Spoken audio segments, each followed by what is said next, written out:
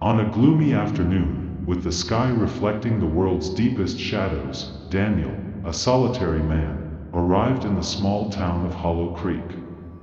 He had inherited a property from a distant uncle, someone he barely knew but who seemed oddly attached to the place.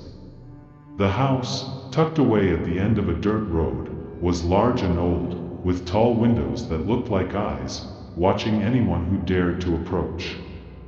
Tired of the hectic city life, Daniel saw this inheritance as a chance to start fresh, a refuge far from the chaos. Little did he know, the peace he sought was as distant as the stars that were beginning to peek out in the sky. The house, with its weathered wooden frame and cracked shingles, had an imposing presence. Yet, instead of feeling intimidated, Daniel felt a strange sense of familiarity, as if the place, with all its imperfections, had been waiting for him. He opened the heavy front door, which creaked in protest, revealing an interior cloaked in dust and forgotten memories. Furniture draped in white sheets, old photographs on the walls, everything seemed frozen in time, as if the last inhabitant had left in a hurry, never to return to finish whatever they had started. In the first few days, Daniel dedicated himself to exploring every corner of the house, cleaning, organizing, and trying to transform the dilapidated place into a home. But there was something about the house, something in the narrow hallways and the seemingly endless stairs, that unsettled his peace. The nights, especially, brought a sense of unease he couldn't quite explain. It was as if the house came alive after sunset, as if the whispers in the walls were telling stories Daniel wasn't ready to hear. Hollow Creek, despite its quiet appearance, seemed to have an aura of mystery that Daniel soon began to notice. The few remaining residents were reserved, their gazes filled with unspoken secrets. When he mentioned the old property that was now his, their faces hardened, and the conversation quickly shifted. It was as if the house carried a stigma, a burden Daniel had yet to understand. Then, on a rainy afternoon, while sorting through some old papers in one of the seldom used rooms, Daniel found an old notebook, its pages yellowed and fragile to the touch. The notebook, filled with childlike scribbles, seemed to have belonged to a child. Curious, he began to flip through the pages, and there, among drawings of dolls and playtime, something darker began to emerge. Disjointed words, incomplete sentences, but one clear message: they won't let us leave. The discomfort Daniel had felt from his first night now had a name, an omen he could no longer ignore. The nights in Hollow Creek became increasingly difficult for Daniel. The wind howled through the trees like distant voices, whispering secrets he couldn't grasp. The feeling of being watched, which he had initially dismissed as his imagination, was now almost palpable. On that particular night, the sound of rain against the windows seemed to amplify the heavy silence that filled the house. Trying to ignore the discomfort, Daniel decided to go to bed early, but sleep eluded him, as if something, or someone, was keeping him awake. And then he heard it for the first time. A soft sound, almost imperceptible, blending with the steady rhythm of the rain against the windows. It was a laugh, but not just any laugh. It was a child's laugh, high-pitched and innocent, yet there was something about it that made the hairs on the back of Daniel's neck stand on end.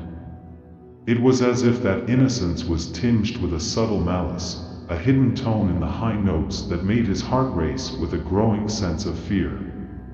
Daniel froze, ears straining to catch the sound that seemed to be coming from the dark hallway ahead. The air around him seemed to thicken, heavy with an invisible presence he couldn't quite define. Slowly, with his heart pounding erratically, he rose to his feet, moving cautiously across the cold wooden floor. Each step echoed ominously, as if the house itself was alive, aware of his unease. Holding his breath, he reached for the bedroom door, his fingers trembling slightly as he twisted the knob. The door creaked open, revealing a hallway shrouded in shadows that seemed to stretch on forever. The darkness was almost tangible, swallowing up the faint light coming from inside the room. Daniel peered into the void ahead, trying to pinpoint where the laughter was coming from. It echoed again, louder this time, closer, as if the child was drawing nearer. The laughter was unmistakable now, a sound that toyed with his nerves, as if inviting him to play a macabre game of hide and seek. And in that moment, Daniel knew he was no longer alone in the house. With cautious steps, Daniel began to explore the house, each movement a battle against the fear taking root in his mind. The wooden floor creaked beneath his feet, the sound reverberating through the hallways as if the house itself was trying to warn him, urging him not to continue. The atmosphere around him seemed to press in, making the air thicker, as if he was entering forbidden territory, where every sound was a silent warning. As he reached the end of the hallway, the laughter that had been guiding him through the darkness suddenly stopped. The silence that followed was almost deafening, leaving Daniel with only the sound of rain against the windows and the rapid beat of his own heart. The abrupt end to the child's laughter left a void that was almost as unsettling as the sound itself, as if something had noticed his presence and chose to retreat into the shadows, waiting for the next move. In front of him, the door to a room he hadn't fully explored stood like a barrier between him and the unknown. Something held him there, at the threshold of that room, an indescribable feeling that there was something beyond the door that should not be disturbed. It was as if an invisible force was trying to hold him back, to stop him from crossing that threshold. But curiosity, or perhaps a deeper urge to confront whatever was hidden there, eventually won out. With a hesitant motion, he turned the knob and pushed the door open, bracing himself for whatever was lurking in that forgotten room. The room was cloaked in darkness, but Daniel quickly realized he wasn't alone. His eyes were drawn to a corner where the faint light of the moon barely reached, revealing something that made his blood run cold. There, on the floor, a small toy, a wooden car, was moving on its own. The car slid back and forth, as if an invisible hand was playing with it, gently pushing it along. The soft sound of the wheels on the wooden floor seemed almost normal, until the toy suddenly stopped, right at Daniel's feet, leaving him frozen in place. Daniel stood there, staring at the toy, his mind struggling to find a logical explanation for what he had just witnessed. The movement had been so real, so tangible, but reason told him there was no one there to make the toy move. Before he could process what had happened, a child's laughter broke the silence, this time coming from directly behind him. The sound was so close and unexpected that it made his heart leap, and he spun around quickly towards the source of the laughter, fear surging in his chest. But when he turned, Daniel found no one. The hallway he had just crossed was empty, with no sign of any physical presence. Yet the feeling that someone, or something, was there, watching him, was overwhelming and undeniable. The laughter seemed to still echo in the walls, and the atmosphere around him was charged with an unsettling energy. Every instinct in his body screamed at him to leave that place, but the morbid curiosity and deep-seated terror held him captive, unable to move, as he tried to make sense of what was really happening. Trying to stay calm, Daniel retreated to his room, each step weighed down by a growing sense of dread. He shut the door behind him, attempting to create a barrier between himself and whatever was lurking in the house. But the sound, the laughter, persisted, as if it had followed him through the walls. Now, the laughter didn't come from any specific place. It seemed to be everywhere, woven into the very structure of the house, whispering and mocking his rising fear. The feeling that the walls were alive, pulsing with a malevolent presence, consumed Daniel.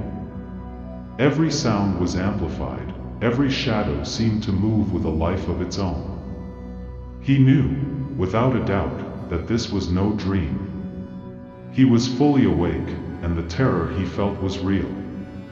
The laughter, once sweet and innocent like that of children at play, was now laced with a malevolence that made his skin crawl.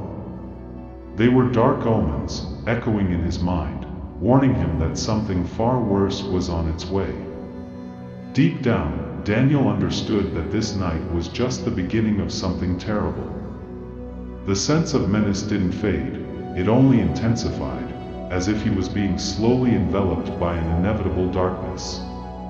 The certainty that he wasn't alone was overwhelming, and the feeling of powerlessness consumed him. Whatever was in the house wasn't just watching him, it was feeding off his fear, preparing the ground for what was to come. He knew that the hours ahead would bring something he wasn't ready to face, and that the true nature of this evil presence had yet to be revealed. In the days that followed, Daniel couldn't shake the images and sounds from that night.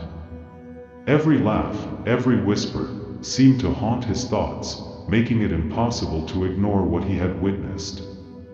Determined to understand what was happening, he began to investigate the history of the house and the small village.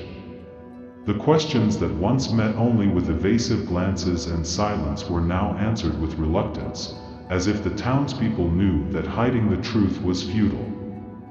It was in an old library, tucked away in the heart of town, that Daniel finally began to uncover the buried secrets of Hollow Creek. Amid dusty shelves and nearly forgotten records, he found documents that spoke of a time when the town was prosperous and vibrant, a place full of life and hope. The yellowed pages told stories of better days, before a mysterious event cast a shadow over the town. It was as if the past itself was trying to stay hidden, but Daniel knew he had to uncover the truth. As he sifted through the old records, Daniel discovered a disturbing fact about the house he now lived in. Long before it was a private residence, the house had been an orphanage. Small but welcoming, the orphanage was run by a woman of good repute, known to the townspeople as Madame Willow.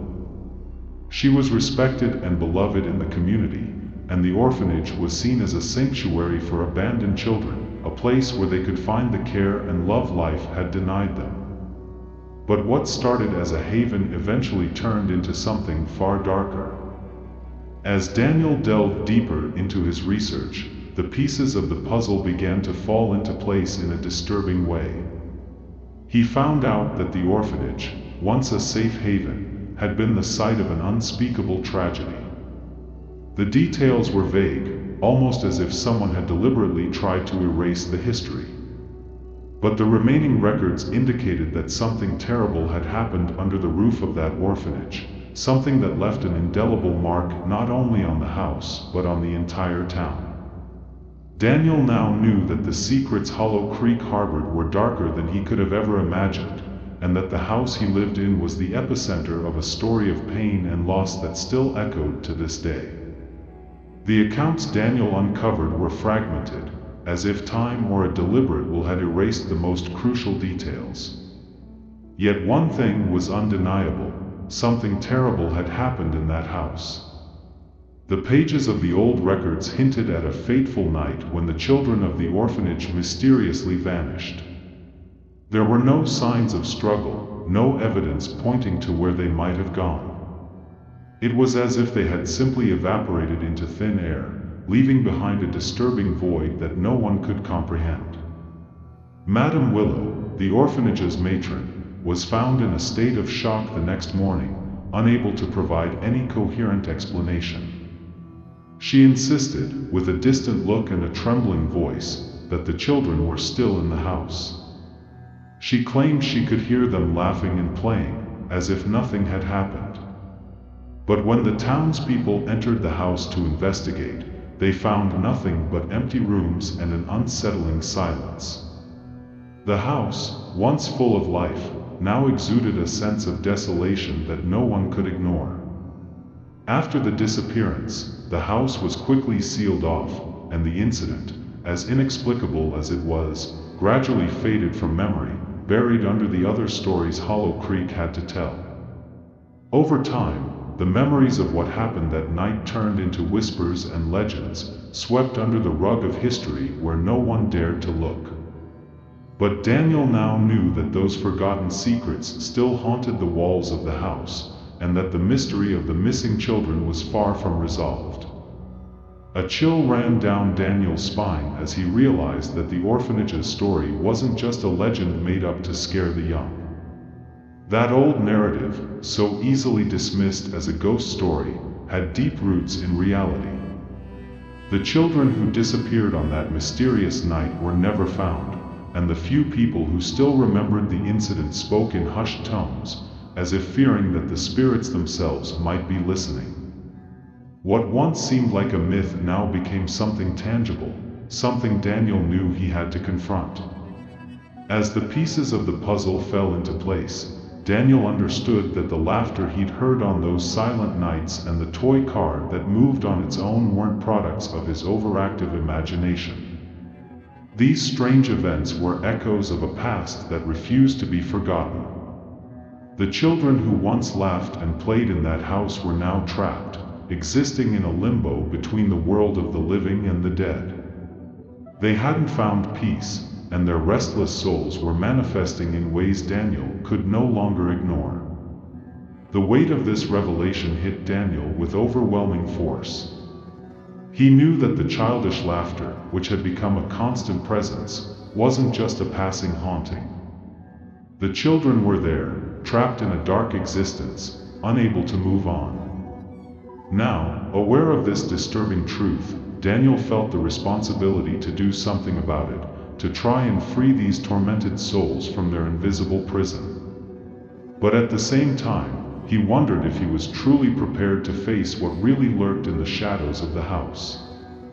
Even more disturbing was the discovery Daniel made as he leafed through the pages of the old notebook he had found in the house.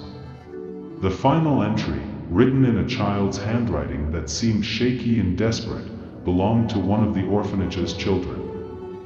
The words, scribbled in a confused manner, spoke of voices whispering in the darkness, of games that never ended, and of a hide-and-seek that no one wanted to win.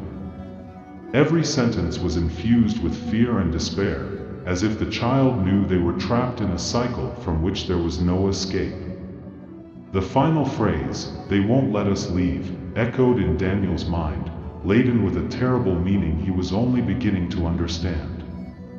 Those childish words, written with a frightening simplicity, revealed the truth about the children's fate. They were trapped, confined to a sinister game with no end, forced to participate in games that had lost all innocence. Daniel realized that, in some way, he had also been drawn into this dark game, lured by the same forces that kept the children captive. This revelation left Daniel with a deep sense of dread. He wasn't just dealing with ghosts or haunted memories, he had been pulled into a dark reality where the souls of the children continued to wander, unable to find peace.